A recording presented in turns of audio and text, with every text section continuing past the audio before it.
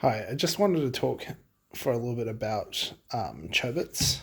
So this is the manga and the 20th anniversary editions, all four of them, and I think Chobits basically starts off with Hideki, which is he's like a blank slate protagonist. You know, he's from the countryside. He's just moved to the city. He's cramming to go to university, but he doesn't really have like a clear personality outside of he's just kind of a good guy and gets along with everyone at the beginning. You know, he doesn't really understand relationships with other people, and then he finds a persicom called who he names Chi, and that essentially sets off in motion the main series, which is him developing a relationship with this persicom called Chi, and Chi, becoming learning more and more as she's also like literally a blank slate, whereas the main character Hideki is figuratively a blank slate. Chi is literally a blank slate, so that's yeah, and then it's pretty good. It's held up pretty well, but it is one of those series that time is mostly forgotten about. But it's it's worth looking into. You know, if you went back, maybe like 15 years ago in the past, you'd find anime fans still talking about Chobits. So it's definitely had its heyday, and now is mostly left to obscurity. But yeah, it's made by Clamp, and the art is really like it's very characteristic of Clamp, but it's done quite well in this series. It's quite different from Holic, which is another Clamp series, or the artwork they did for Code Geass. But the thing is, Clamp is like a group of people. So on different projects, different people perform different roles. So it's not the same people doing the same roles in each project. Yeah, the cover art is really, really good. The coloring, the color drawings, and there's also included color drawings in the beginning as well in all of these, and they're always really, really pretty. Yeah, I don't really know what much more to say about Chobits. I mean, it is interesting that it takes the sci-fi approach where robots and computers are sentient or can become sentient, which is sort of a plot point, which is an interesting take on the sci-fi narrative of machines as people.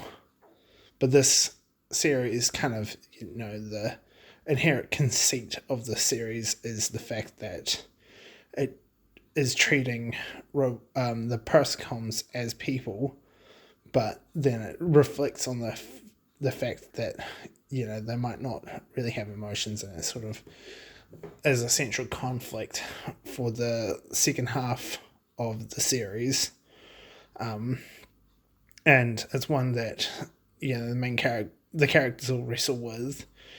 Are the machines people? And it doesn't really give a clear answer. I mean, it does and it doesn't. But it's more the exploration of those ideas. And it's using these sci-fi concepts of personhood and, machine intelligence to really convey like a human-driven story about relationships and people's relationship to technology and themselves and other people. So, even if you don't fully buy into the sci-fi aspect, the series is essentially like the sci-fi elements essentially set dressing for a deeply personal story. So, and it does the interplay between the characters quite well. it's definitely one of Clamp's stronger suits. Yeah, it's